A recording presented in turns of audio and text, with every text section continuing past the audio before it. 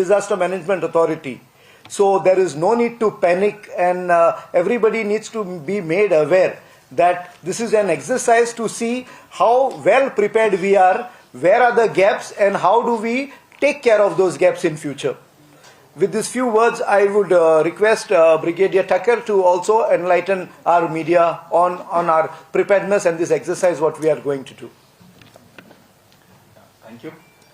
The aim of this mock exercise is to see as to what is the preparedness level of the state of Goa.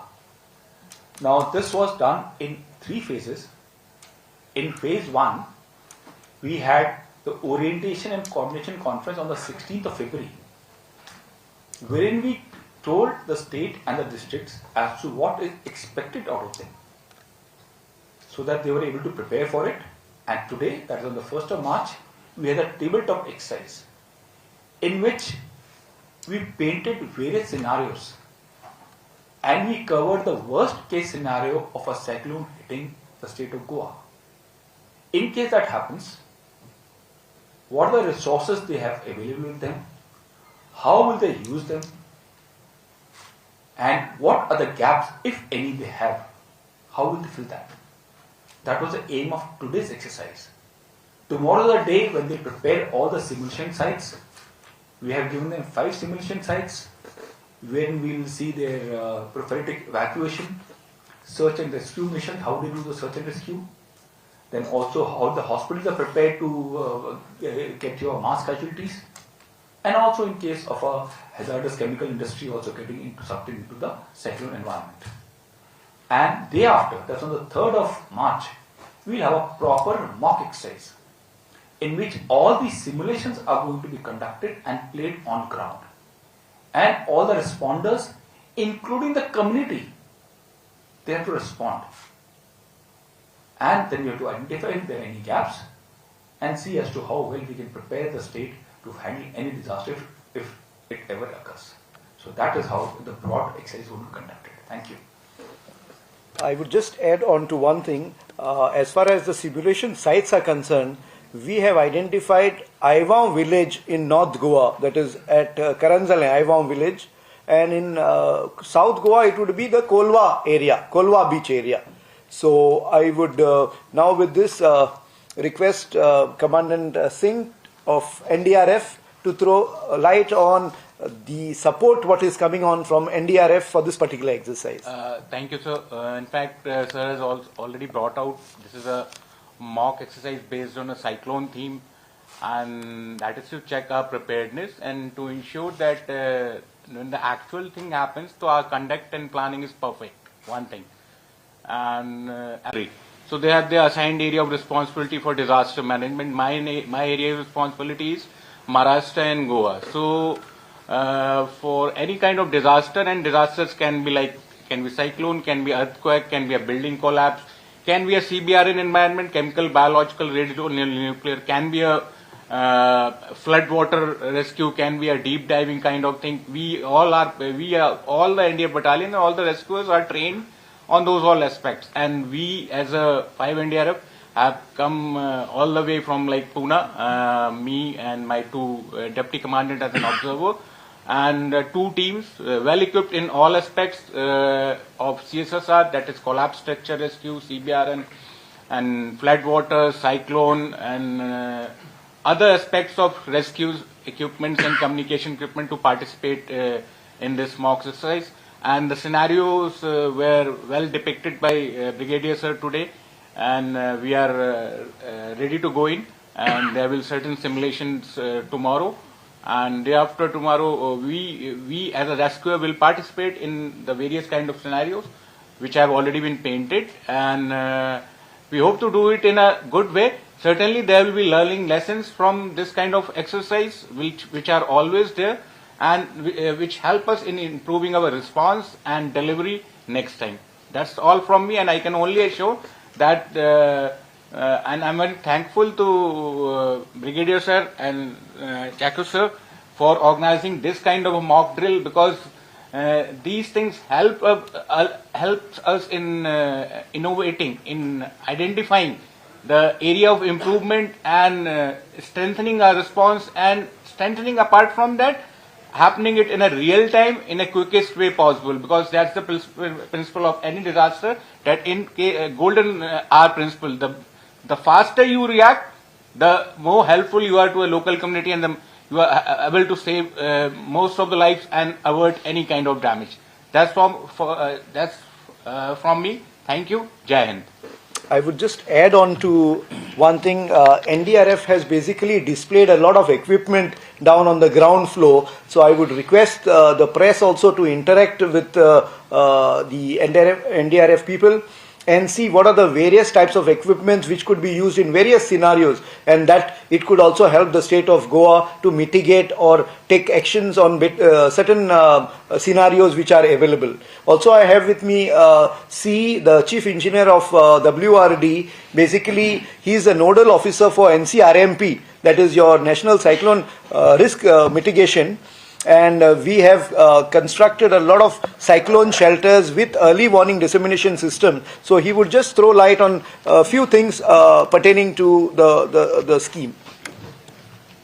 The Ministry of Home Affairs, Government of India, in association with Government of Goa, has sanctioned NCRMP2 National Risk Mitigation Project number 2 under the funding of the World Bank. Under this project, 4 important compositions are there. One is capacity building at a local level. Second is dissemination of the information, early warning information to the public in the vulnerable areas. The third is construction of cyclone shelters in the coastal line so that the rescue operation could be taken place. And the fourth one is that improvement to the electrical infrastructure of making it resilient to face the cyclones. So this is a 119 crore rupees project which was sanctioned in the year 2019. Now I am very happy to say that we are concluding the project, or we are completing the project by this month end, and we will be handing over to the Disaster Management Authority. Under this, we have installed around 38 towers, which are early warning towers, which are connected with the GSM as well as optical fiber, which will be giving early warning information as and when it is triggered by the district authority or the state authority. So any cyclone which is impending is given to the public in advance, 3 days in advance, by the by siren, and then if it is in the night time, there will be high beam lights, and then there are various levels of sirens. There are various sound designations will be there that will be communicated to the authorities, to the public at a later course of time when the SOPs are finalized. So these towers give the information advance to the people that if the incoming cyclone is a severe cyclone, how far it is, when it's going to come, and then what actions the people have to be taken. That is there. And parallelly, we have also constructed 11 multi-purpose cyclone shelters which can host about 500 people. 500 people can be accommodated. There we have all the facilities, kitchen facilities, staying facilities, first aid, the information system, then information destinations to the headquarters. Then we have disabled rooms for the elderly. We have got rooms, and then we have 2 floors for ladies, 1 floor for ladies and 1 for gents, with all the facilities. These structures are disaster free in the sense they can handle up to 9 earthquake, Richter scale earthquakes. They can handle the floods, etc., etc. Means there are disaster resilient structures which have already been completed. As a sample of electrical infrastructure, we have also made underground lighting system in Anjana village, in the coastal village which is likely to be affected by the cyclone, and then that is totally resistant in the sense it can handle the cyclone speed up to 155 kilometers per hour, so that the electrical system is not affected. So this is on a pilot basis. Thereafter, once we succeed in this, it will be taken forward to all the coastal areas. So by spending around 110 crore rupees, it is a great gift to the state, and then we will be testing those equipments on a few of the equipments when we have a mock drill, and thereafter by the month end we will be handing over entire system to the state. So thank you so much. So I would just like to, in conclusion, say that our exercise, the mock exercise, is planned for the 3rd of March, and I would definitely solicit the support of the print and the electronic media to support this exercise of the state government along with the central government, the NDMA, the NDRF, and let's try to make this exercise a great success so that it would be a learning exercise for us. So wherever there are gaps, we can try to improve ourselves where we need to learn. It's a learning exercise as well.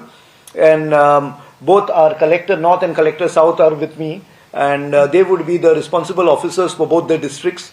And thank you very much for being here, and let's take it forward from there. Thank you very much. Sir, you said 2 teams have been deployed over here. May I know the strength of that 2 team?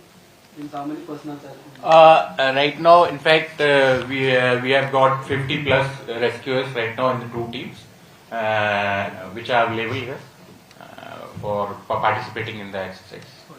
Another issue is that you spoke about NDRF always looks at the fastest route, the quickest route to save a human life. So when you talk about 2 spots like Aiwam or Kolwa, any detailed plan like which is the fastest route, which side, hospital, all those things, you must have kept all those things in your mind. Those all things are already in place. In fact, like 2 districts are there, so we are having 2 dedicated teams for like 1 team for 1 district and another team for another district. So that all those things have already been sorted out, like the movement part where we'll reach and the vulnerable areas, and to ensure that we react in the fastest possible way. The detailed plan, I think we'll share it with you, which are the hospitals which are on board, which are the routes which we are planning to take. Those are the nitty-gritties, we will share it with you. Whenever it comes to rainy season, we always talk about disaster management plan, or their control room setup. We from ministers or anybody gives a statement that you all have a dedicated control room, and now with all these facilities about so much investment, we all have a control room dedicated set up there, or it is only during because rainy season comes, then you all say that we have a disaster management setup. No. We've got our state operation center, we've got the district centers, and right up to the taluka level. I would definitely ask both the collectors to ensure that you are given a visit to all these centers so that you know how the information, the dissemination of the information happens and how the action plan is put in place. That would be a good opportunity to have a hands-on experience for you as well. It is working daily with. Yes, 24/7. Thank you very much. I would request the press to join in for a light refreshment. Yeah, thank you.